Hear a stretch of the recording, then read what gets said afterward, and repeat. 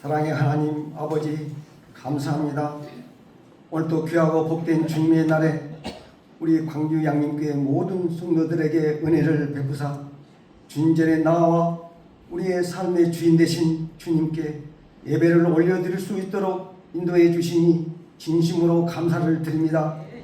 이 시간 우리 모든 성도들이 몸과 마음과 뜻과 정성을 다해 아버지 하나님께 찬양과 경배를 올려드리오니 주님만이 홀로 영광을 받으시옵소서. 주님, 주님의 은혜로 말미암아 죄 있는 우리를 살리시고 지금까지 선하고 복된 길로 인도해 주셨건만 정작 우리는 세상 속에 파묻혀 주님의 은혜를 소홀히 여기고 망각하며 살아왔음을 고백합니다. 주님이시여 예수 그리스도의 십자가의 보혈의 피로 씻어주시고 용서하여 주시옵소서. 여기에 모인 주의 자녀들이 이 한 주간 살아가면서 죄악에 물들지 않고 하나님 아버지의 마음을 기쁘게 해드릴 수 있도록 힘쓰게 하옵소서. 은혜로우신 아버지 하나님께서 우리 광주 양림교회 위에 내려주신 꿈과 비전을 잘 감당케 하사 서로 가르치고 배우며 복음 사역에 힘쓰며 이웃과 더불어 서로 사랑하며 성장할 수 있도록 은혜를 베풀어 주옵소서. 올 한 해를 지켜주시고 인도하시고 보살펴 주신 주님의 손길을 기억합니다. 우리의 목자 되신 주님, 우리 양림교회 당회와 모든 성도들이 내년 2026년도를 계획하며 나아갈 때 우리의 뜻이 아니라 주님의 마음에 합당한 길이 되게 하옵소서. 내 생각이 아니라 높고 넓으신 주님의 지혜를 구하며 주님께서 열어주시는 길을 따라 담대히 나아가는 우리 양림교회 모든 성도들이 되게 하옵소서. 특별히 김현준 이 목사님께 지혜와 명철을 더하서 우리 성도들을 인도하는 데 부족함이 없도록 목사님의 영과 육을 강건케 하옵소서. 새 힘을 더하여 주시옵소서. 우리 모든 성도들은 주의 종을 믿고 순종하며 따라갈 수 있도록 성령님 인도하여 주옵소서. 목사님의 가정을 보호하시고 은혜와 평안을 감싸 주시옵소서. 거룩하신 주님, 이 시간 주의 종을 통해서 하나님 아버지의 말씀을 듣습니다. 목사님의 성령의 기름 부으심을 더하셔서 말씀 가운데 살아계신 하나님을 만나고 한 주간을 살아가면서 세상 속에서 예수 그리스도를 증거하며 승리하는 삶을 살아갈 수 있도록 은혜를 베풀어 주옵소서. 하나님 아버지, 우리 모든 성도들이 세상 어디에 있든지 무슨 일을 하든지 주의 자녀임을 잊지 않고 승리하는 삶을 살아갈 수 있도록 빛 대신 주님께서 선한 길로 인도하여 주시옵소서. 정성을 다해 준비한 임마누엘 찬양대 이후에 은혜를 더하시고 올려드리는 찬양이 주님의 기쁨이 되게 하옵소서. 우리의 구원자 되신 주인 되신 예수님의 이름으로 간절히 기도하옵나이다. 아멘.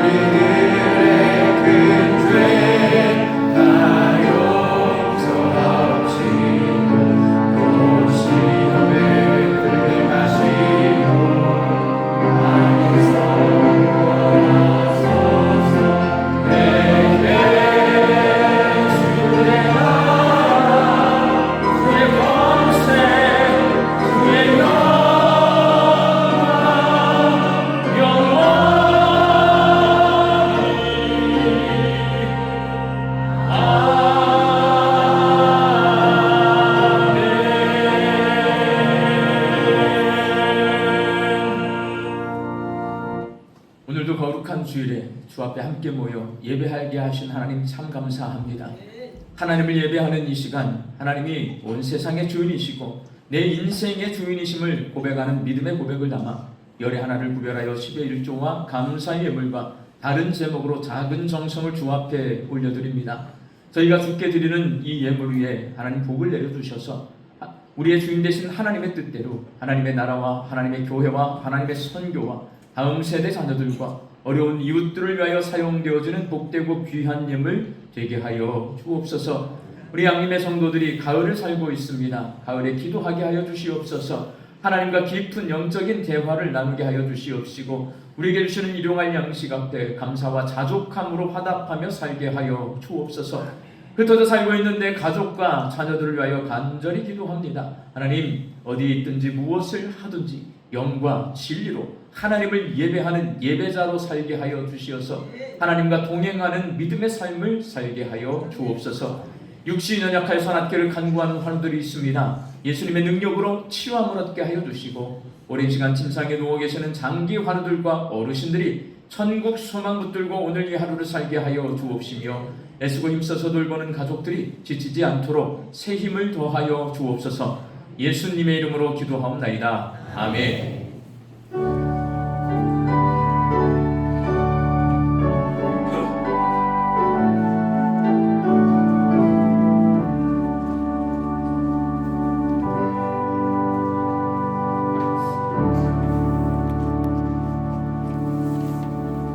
이 시간에 우리에게 주신 하나님의 말씀은 구약의 말씀 여호수아 4장 1절에서 14절 말씀입니다. 여호수아 4장 1절에서 14절 말씀을 저와 여러분이 한 절씩 교독하시겠습니다. 그 모든 백성이 요단을 건너가기를 마치매 여호와께서 여호수아에게 말씀하여 이르시되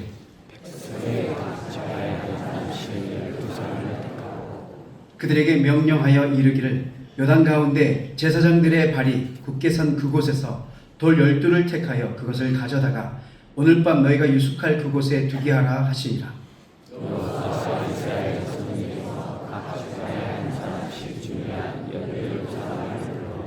그들에게 이르되 요단 가운데로 들어가 너희 하나님 여호와의 궤 앞으로 가서 이스라엘 자손들의 지파 수대로 각기 돌 한 개씩 가져다가 어깨에 매라.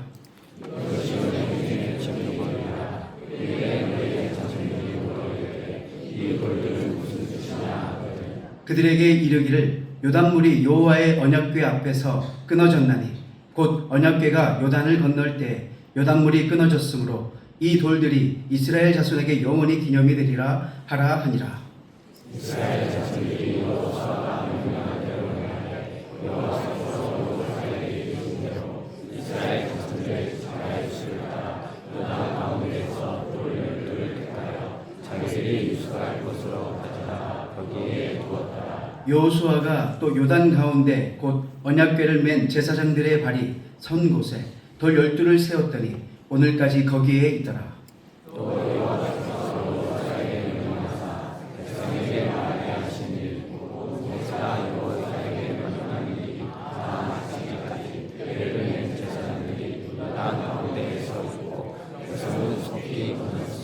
모든 백성이 건너기를 마친 후에 여호와의 궤와 제사장들이 백성의 목전에서 건넜으며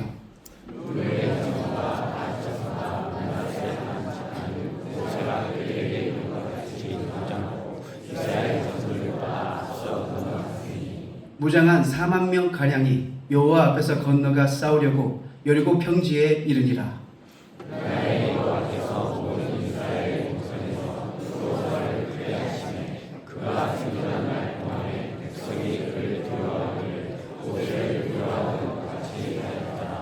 아멘.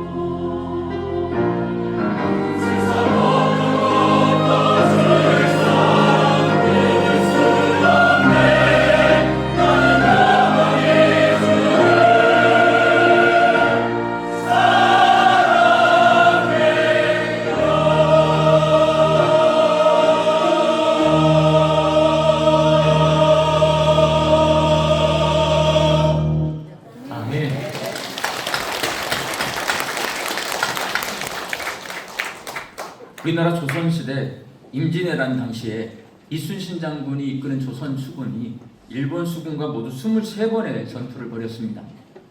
많은 사람이 이 23번의 전투 가운데 대승을 거둔 한산대첩, 영화로 만들어진 명량해전 다 기억합니다. 그리고 첫 번째 해전, 옥포해전 기억하는 분 많이 계시고요. 마지막 이순신 장군 전사한 마지막 해전 노량해전, 이 정도는 다 기억을 합니다. 23번 전투를 했는데 4개 기억하고 나머지 19개 잘 기억 못하잖아요, 여러분. 근데 실제적으로 조선 수군에게 있어서 가장 의미 있는 전투는 두 번째 전투인 사천해전입니다. 사천해전은 처음으로 거북선이 출전해서 적함선 13척 모두를 격침시키고 승리한 해전입니다. 이순신 장군은 이 사천해전에서 실험을 한 가지 합니다. 거북선을 활용한 돌격 전술. 우리나라 원래 조선 수군은 막 돌격하는 수군이 아니에요. 적들이 왔을 때 먼 거리에서 한 포를 사격하는 방어적인 전술을 가지고 있는데 거북선을 만들어 가지고 돌격을 시켜요. 공격을 한단 말이에요. 그리고 주 함선인 판옥선을 활용한 원거리 화포 전술로 일본 수군을 이길 수 있다라는 것을 이 사천해전에서 확인합니다. 임진왜란에서 일본군과 싸워서 이길 수 있는 전술을 확보한 거예요. 굉장히 중요한 해전입니다. 사천해전. 이 사천해전의 결과로 바다의 제해권을 장악해서 일본군의 수륙 병전 계획을 좌절시킵니다. 그리고 해상 보급로를 차단해서 육상 전투를 벌이고 있는 일본군을 괴롭게 하고 사기를 떨어뜨립니다. 이 사천해전이 있기 때문에 한산 대첩이 있었던 겁니다. 사천해전의 가장 핵심이 뭐냐? 거북선입니다. 적 함선 한복판으로 돌격해 들어가서 일본 수군의 전술을 무너뜨리고 일본 수병들을 두렵게 만든 이 거북선은 조선 수군이 막강한 공격력을 갖추고 있고 혁신적인 기술로 무장하고 있다는 것을 확인시켜 주었습니다. 거북선이 일본 수군에게는 두려움의 상징이었고 조선 수군에게는 승리의 상징이었습니다. 그래서 우리는 다 거북선 좋아하고 거북선을 기억하고 있는 거예요. 오늘 본문 말씀에는 출애굽한 후에 40년 동안 광야 생활을 했던 이스라엘 백성이 가나안 땅에 들어가기 위해서 요단강을 건너는 장면이 기록되어 있습니다. 이 요단강을 건너가는 장면이 여호수아에서 중요한 이유가 뭐냐면 언약궤가 등장합니다. 언약궤는 출애굽기에서 만들어져 있어요. 그런데 이 언약궤가 여호수아서 초반에는 등장하지 않다가 요단강을 건널 때 특별히 3장부터 갑자기 언약궤 계속해서 등장합니다. 이 언약궤는 어떤 의미가 있냐? 이스라엘 백성들은 이 언약궤 뚜껑이 있는데 그 뚜껑에는 두 천사가 있고 그 두 천사가 날개를 펴고 있는데 그 두 날개 사이에 하나님이 임재해 계신다라고 믿었습니다. 그래서 언약궤는 하나님의 임재를 상징하는 거룩한 기구, 성구입니다. 언약궤가 딱 있잖아요. 여기 하나님이 계세요. 임마누엘이. 이제 광야 생활을 끝내고 가나안 땅을 향해 갈 때에 여호수아는 제사장들이 언약궤를 메고 이스라엘 백성보다 2000규빗, 약 900m 정도 됩니다. 900m 앞에 이 언약궤가 먼저 가게 합니다. 제사장들이 언약궤를 메고 이스라엘 백성 앞에, 본진 앞에 서서 요단강 안으로 들어갑니다. 그들의 발목에 요단 강물이 차오를 때 갑자기 요단 강물이 흘러가는 요단 강물이 끊어져요. 강물이 높이 쌓이고 땅이 마르기 시작합니다. 그렇게 요단강이 갈라지는 역사가 나타나요. 이스라엘 백성들은 마른 땅을 밟으며 강을 건너 가나안 땅으로 들어가는 기적을 체험합니다. 당시 요단강을 건너가는 이스라엘 백성의 숫자가 노인과 아이들을 포함해서 최소 200만 명이에요. 제가 요단강을 건너가는데 200만 명이 요단강을 건너가려면 도대체 시간이 얼마나 걸릴까 궁금하더라고요. 시간이. 여러분, 강주심이 한 160만 명 되는 거 봐요. 양림동에 다 모아요. 다 모일 수 있을지는 모르겠지만 160만 명이 여기 양림동에 다 모여가지고 광주천을 건너서 충장로로 갑니다. 몇 분 걸릴 것 같아요?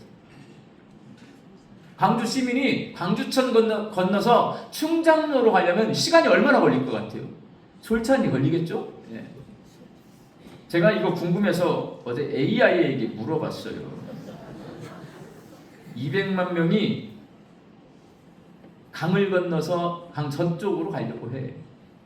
그런데 그 안에는 나이든 노인들이 계시고 어린아이들이 있고 환자들이 있어. 장정 60만 명의 사람들이 이 사람들을 데리고 건너가려고 해. 시간이 얼마나 걸릴까? 계산해줘. 물어봤어요. 그랬더니 이렇게 계산을 해줘요. 요단강 폭이요, 광주천만 해요. 20m에서 30m밖에 안 돼요. 그런데 지금 이스라엘 백성들이 건너갈 때는 추수기인데요, 물이 범람할 정도로 많이 흘러간대요. 그러니까 AI가 추측을 해줘요. 한 100m 정도, 언덕에서 언덕 사이 100m 정도 됩니다. 이 100m 정도 되는 이 요단강을 건너갈 때 100명씩 100줄로 세우는 거예요. 100줄.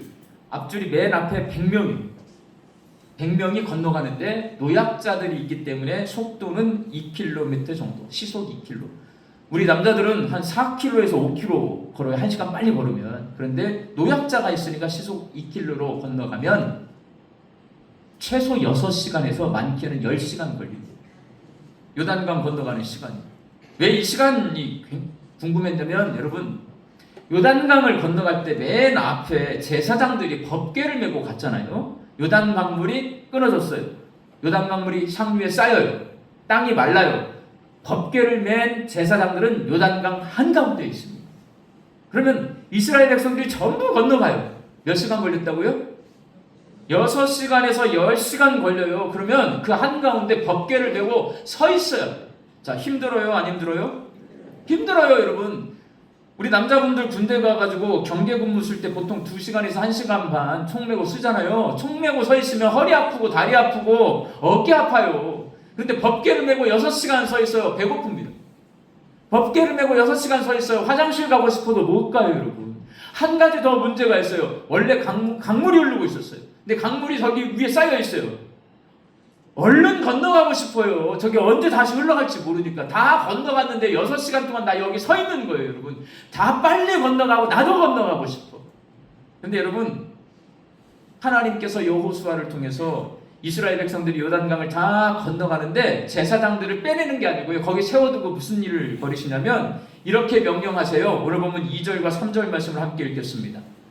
백성의 각 지파에 한 사람씩 12사람을 택하고 그들에게 명령하여 이르기를, 요단 가운데 제사장들의 발이 굳게 선 그곳에서 돌 12를 택하여 그것을 가져다가 오늘 밤 너희가 유숙할 그곳에 두게 하라 하시니라.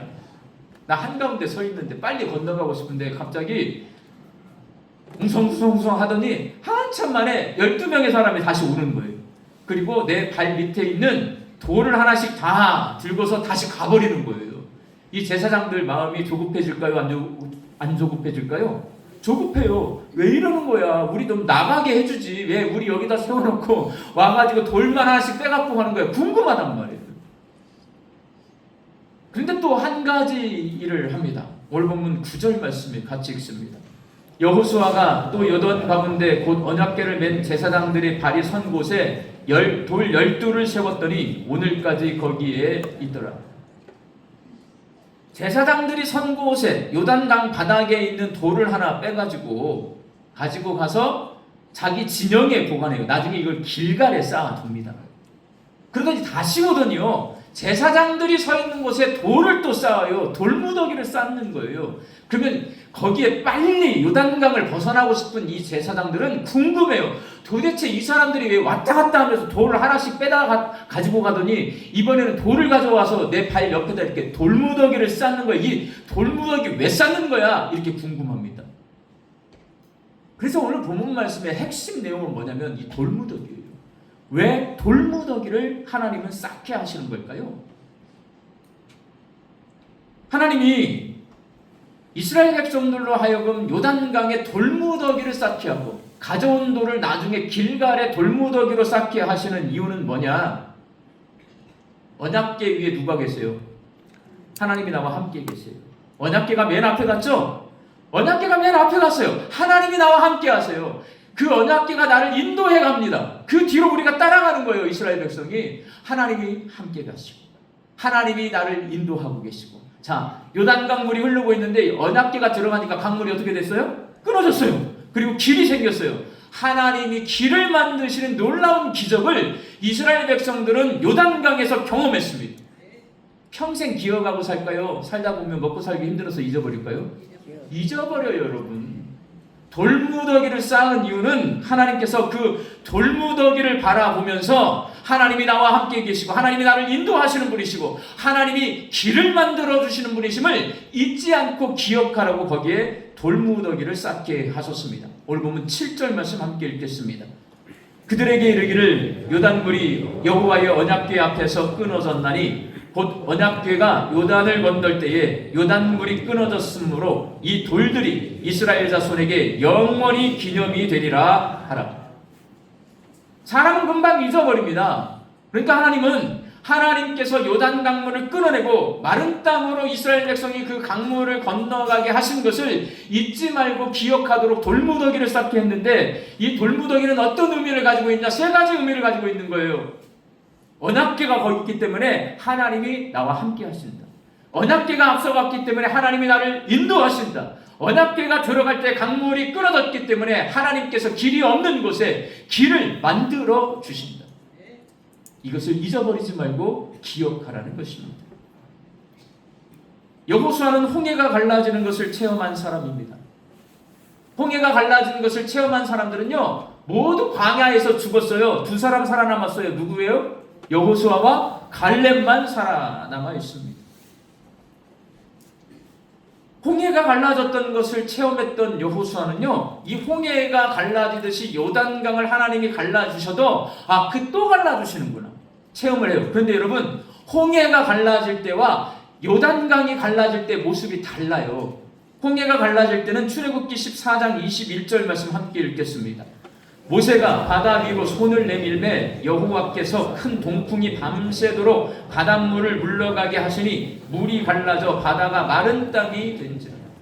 홍해가 갈라질 때는 뒤에 애국군대가 쫓아오는데요, 앞에 바다가 가로막고 있어요. 모세가 답답해요. 이거 어떻게 하지? 그때 하나님께서 손을 내밀게 했어요. 바다를 향해 이렇게 손을 내밀었더니 바닷물이 갈라졌어요. 바람이 불어와서 바닷물이 갈라졌어요. 홍해가 갈라질 때와 다르게 요단강은 뭐가 앞에 가요? 언약궤가 앞에 가요. 홍해는 모세가 손을 내밀 때 갈라졌어요. 요단강은 언약궤를 맨 제사장들이 그 강물을 밟았을 때 갈라졌어요. 이를 본 여호수아와 이스라엘 백성은 언약궤가 하나님의 임재를 상징하는 기구이기 때문에 하나님이 우리와 함께 계시고 우리를 인도하시고 우리를 위해 길을 만드시는 분이심을 이 언약궤를 통해 요단강이 갈라지는 모습을 통해 깨닫게 돼요. 보게 돼요. 체험하게 돼요. 하나님께서는 여호수아와 이스라엘 백성들이 그들뿐만 이걸 기억하는 게 아니고 그들의 자녀 대대로 이것을 영원히 기억하기를 원하십니다. 그래서 제사장들이 그 언약궤를 메고 서 있었잖아요. 그 자리에 있던 돌을 가져와요. 그리고 어디다가 세워요? 길갈에다가 돌무더기를 만드는 거예요. 그리고 또 돌을 하나 가져다가 그 언약궤가 서 있었던 자리에 이 돌무더기를 2개를 만드는 거예요. 영원히 돌무더기를 쳐다보면서 영원히 잊지 말고 요단강 갈라진 사건을 기억하라고 그렇게 말씀하세요. 여호수아 4장 20절에서 22절까지 말씀을 함께 읽겠습니다. 여호수아가 요단에서 가져온 그 12돌을 길갈에 세우고 이스라엘 자손들에게 말하여 이르되 후일에 너희의 자손들이 그들의 아버지에게 묻기를 이 돌들은 무슨 뜻이니까 하거든 너희는 너희의 자손들에게 알게 하여 이르기를 이스라엘이 마른 땅을 밟고 이 요단을 건넜습니다. 자녀들이 아버지가 건너갔던 그 일을 자녀들이 아버지의 입에서 듣고 잊지 않고 기억할 수 있도록 신앙교육, 신앙훈련을 시키도록 하나님이 돌무더기를 쌓게 한 거예요. 저는 요단강을 안 가봐서 몰라요. 요단강이 어떻게 생겼는지. 그런데 요단강 상류에는 헐몬산이 있어요. 무등산에는 무슨 수영관이 있어요? 헐몬산 수영관 있잖아요. 여기 헐몬산은 눈 덮인 산이에요. 그래서 눈이 항상 덮여 있는데 봄철에 보리를 추수할 시기, 날씨가 따뜻해져요. 눈이 녹아요. 그러면 강물이 불어나요. 그러면 강 한가운데 있는 돌들이 물에 잠겨요. 그때는 그 돌들이 안 보여요. 그럼 어디에 지금 돌무더기가 하나 더 있어요? 길갈에 하나 더 있어요. 그때는 아이를 데리고 길갈로 가는 거예요. 길갈에 가서 이 돌무더기를 보여주면 아이가 아빠한테 물어요. 이 돌무더기는 왜 보여주시는 거예요? 하나님이 아빠가 요단강을 건너갈 때에 법궤를 앞세우고 내가 너와 함께하고 있어. 내가 너를 인도해 줄게. 내가 길을 만들어 줄게. 하나님이 그렇게 기적을 체험하게 하시고 아빠가 요단강을 건너가게 해서 우리가 가나안 땅에 들어와서 살고 있는 거야. 자식들에게 알려주게 했어요. 자, 겨울이 되어요. 다시 헐몬산에 눈이 얼어붙습니다. 그러면 강 수위가 낮아져요. 그러면 그 제사장들이 서 있는 그곳에 돌무더기가 보이는 거예요. 자식들을 그 요단강가로 데려가서 저 돌무더기는 하나님께서 아빠를 요단강 건너갈 수 있도록 그렇게 기적을 베풀어 주신 것을 기념하는 돌무더기야. 하나님은 우리와 함께 하신 임마누엘의 하나님이셔. 하나님은 우리를 인도하시는 하나님이셔. 하나님은 우리에게 길을 만들어 주시는 하나님이셔. 이렇게 교육시키라는 거예요. 잊지 말라는 거예요. 사랑하는 왕자님, 교회 성도 여러분, 오늘 말씀의 핵심 내용은 이 두 개의 돌무더기예요. 여러분. 이 시간 내 앞길을 막아서고 있는 요단을 건너게 하신 하나님의 기적을 경험한 적이 있는지 생각해 보시기 바랍니다. 그래야 돌무더기를 쌓을 수가 있는 거예요. 내 앞길을 막아서요. 나 앞으로 가야 되는데 못 가게 만들어. 그런데 하나님께서 그 요단강과 같은 그 내 앞에 있는 장애물을 치워주셨어요. 길을 만들어 주셨어요. 나를 데리고 그 장애물을 넘어가게 하셨어요. 이런 기적을 체험한 일이 있는지 여러분 기억해 보시기 바랍니다. 예수 믿는 것은요, 기적이에요. 우리는 원래 죽었던 사람이에요. 근데 우리는 살아난 거예요. 이게 구원이에요, 여러분. 기적이에요. 그 기적을 경험한 사람들은 하나님과 더불어 인생을 살면서 기적을 체험하도록 되어 있어요. 우리는 요단강을 건너서 나아가도록 되어 있어요. 그 체험을 하신 분들이 많이 계실 거예요. 이 시간에 그 체험을 내가 했었던가 기억하셔야 돼요. 안 잊어버리려면 뭐 쌓아둬야 돼요? 돌무더기를 쌓아두셔야 돼요.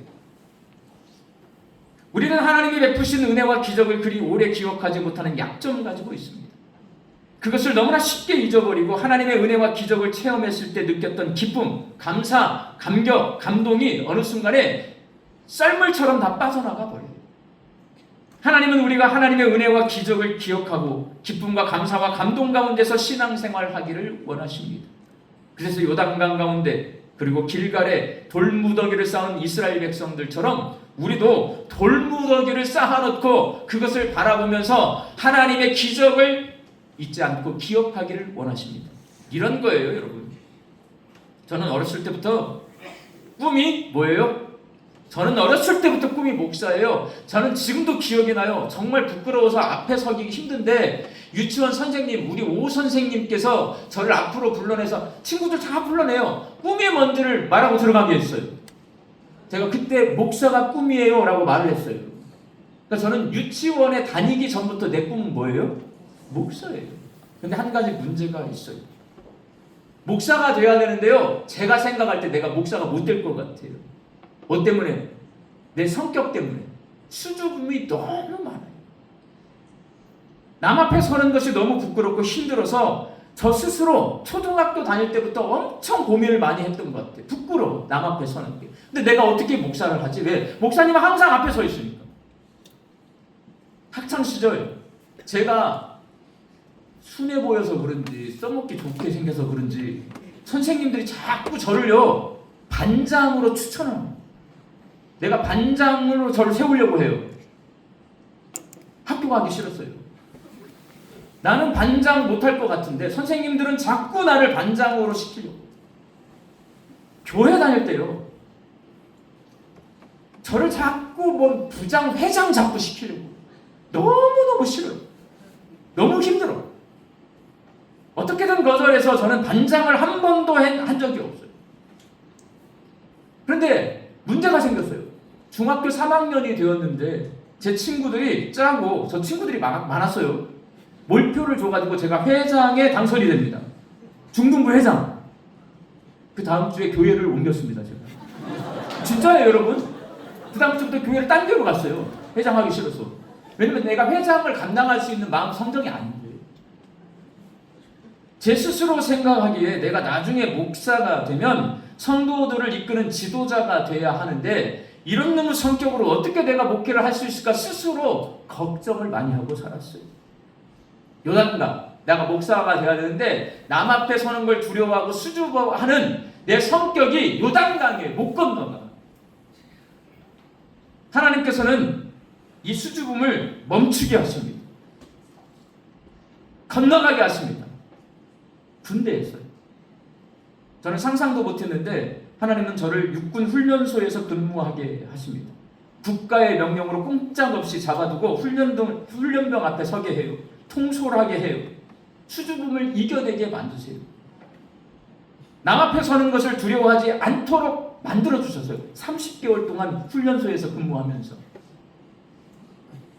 육군훈련소는 내 앞을 가로막고 있던 수줍음이 멈추고 목회의 길을 걷게 해준 기적을 체험한 내 인생의 장소예요.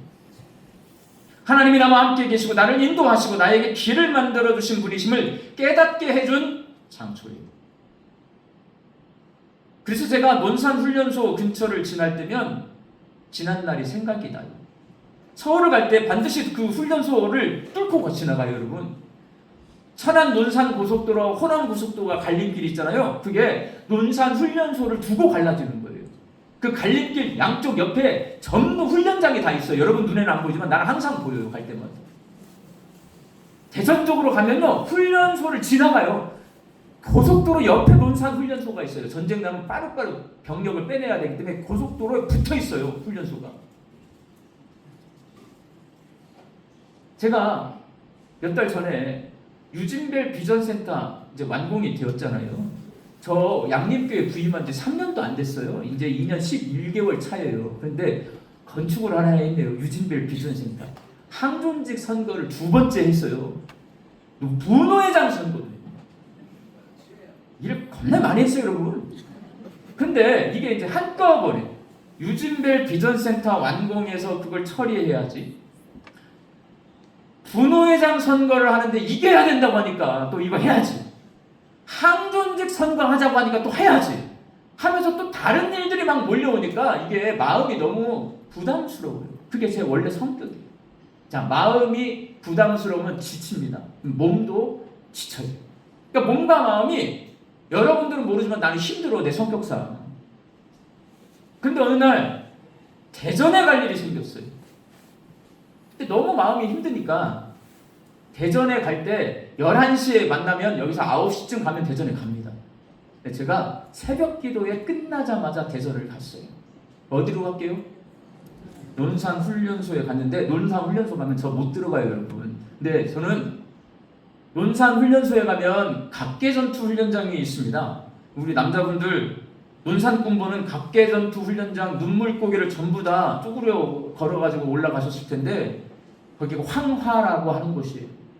거기에 가면 제가 여러분 수줍어요. 근데 국가의 명령으로 군대에 갔더니 저를 논산 훈련소에서 훈련병을 훈련시키게 만들어요. 제가 힘들까요? 안 힘들까요? 매일 탈영하고 싶어요. 매일 탈영하고 싶어요. 그런데 그걸 어떻게 이겨냈을 것 같아요? 기도하면서 이겨내는 거예요. 각계전투 훈련장에 제가 기도하는 자리가 있어요. 차를 몰고 새벽기도 끝나고 거기를 찾아갑니다. 전 찾아갈 수 있어요. 각계전투 훈련장 철조망도 안 쳐져 있어요, 여러분. 다 열려 있어. 안으로는 들어가지 않습니다. 왜냐면 안에서 제가 기도할 수는 없잖아요. 밖에 언저리에서. 그 훈련장 교장 언저리에서 제가 2시간 동안 앉아서 기도했어요. 나와 함께 하셨고, 나를 인도하셨고, 나를 위해 길을 만들어 주셔서 수줍음을 이겨내고 목회할 수 있게 하셨던 하나님이 지금도 나와 함께 계시고 여기까지 나를 인도해 주셨고 이곳 양림교회에서 목회 잘 할 수 있도록 길을 만들어 주실 줄로 믿습니다. 내 돌무더기는 어디에 쌓여 있는 거예요? 논산 훈련소에 쌓여 있는 거예요. 이 말씀 드린 거예요. 저는 논산 훈련소에 돌무더기를 쌓아 두었습니다. 여러분은 어디에 돌무더기를 쌓아 두셨습니까?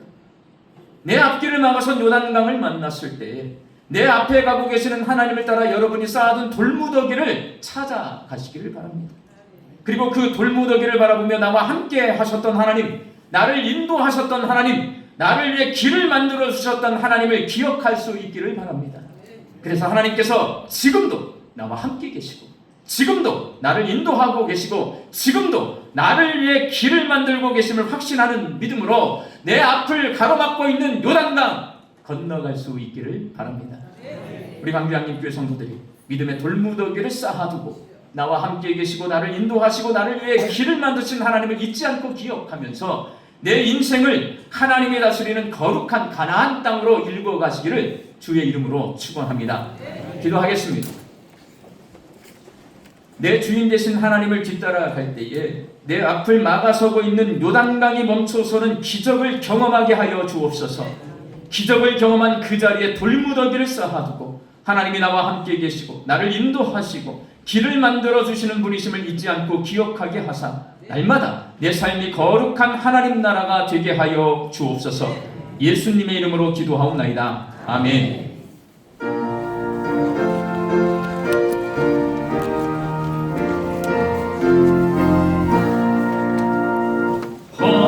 허락하신 새 땅에 들어가려면 마음의 준비하여 힘써 일하세. 여호수아 온 바다 앞으로 가세. 우리 거할 저소리 주님 품일세. 시험 환난 땅에도 낙심 말고서 마음의 걱정 버리고 힘써 일하세. 여호수아 온 바다 앞으로 가세. 우리 거할 저소리 주님 품일세. 앞서가신 예수님 알아오면서 모두 마음을 아파요 힘써 일하세. 여호수아 온 바다 앞으로 가세. 우리 거할 저소리 주님 품일세.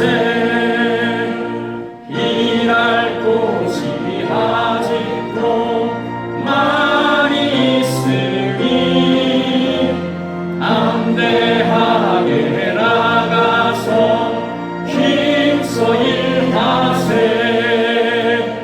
여호수아 온 바다 앞으로 가세. 우리 거할 저소를 주님 품일세. 이제는 우리 주 예수 그리스도의 은혜와 하나님의 사랑하심과 성령님의 교통하심이 믿음의 돌무더기를 쌓아서 하나님의 기적을 기억하며 내 삶을 거룩한 하나님의 나라로 일궈가기를 소망하는 광주 양림교회 성도들의 머리 위에와 일터와 가정 위에 이제로부터 영원히 함께 계시기를 축원하옵나이다. 아멘.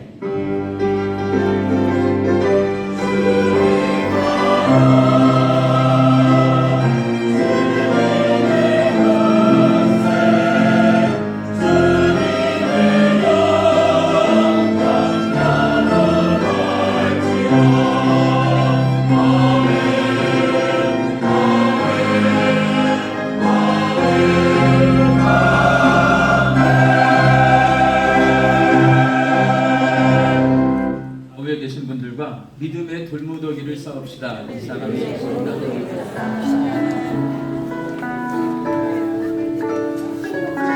광주 양림교회 11월 세 번째 주 광주 양림교회 교회 소식을 시작합니다.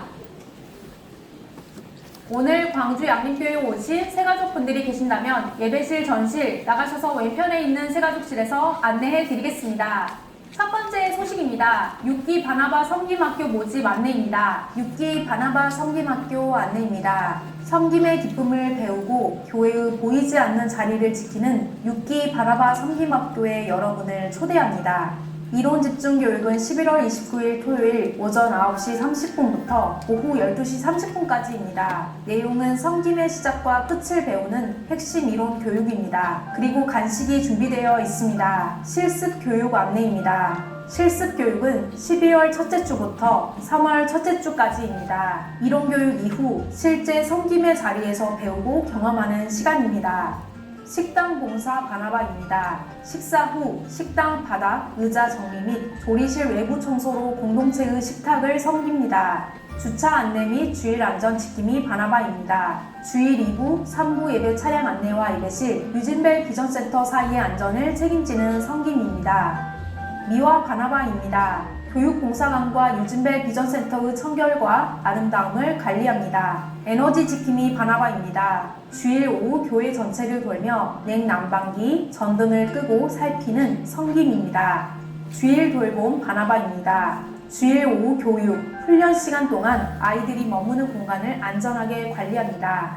섬김의 자리, 은혜의 자리, 보이지 않는 곳에서 교회를 세우는 섬김은 하나님께서 가장 기뻐하시는 예배입니다. 6기 바나바 섬김학교에 함께 하셔서 은혜의 발걸음을 내딛어 보십시오.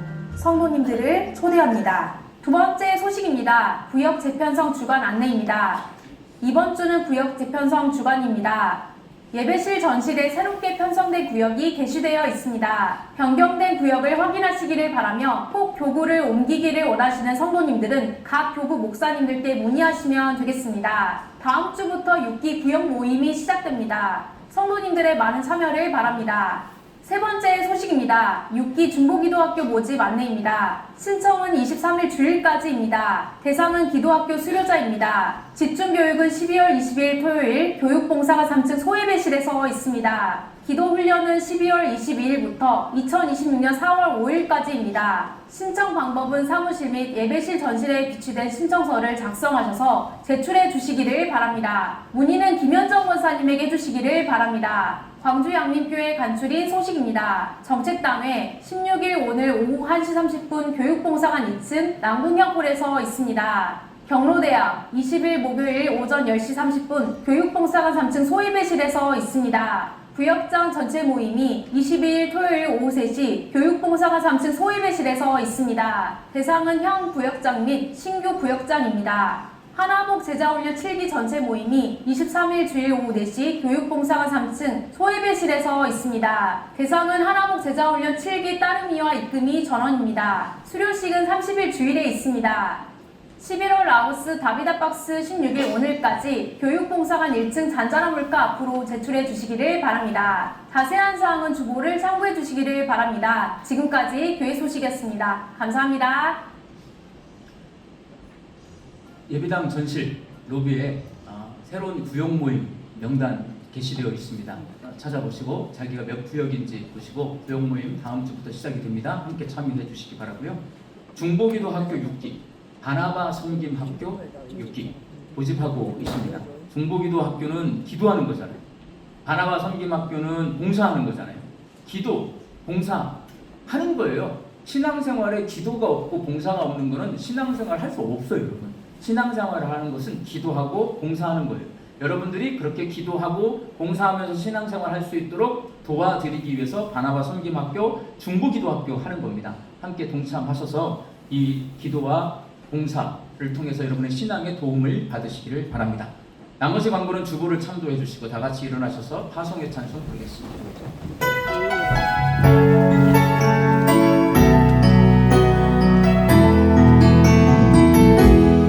영광의 주께서 너와 함께 하시고 영광의 주께서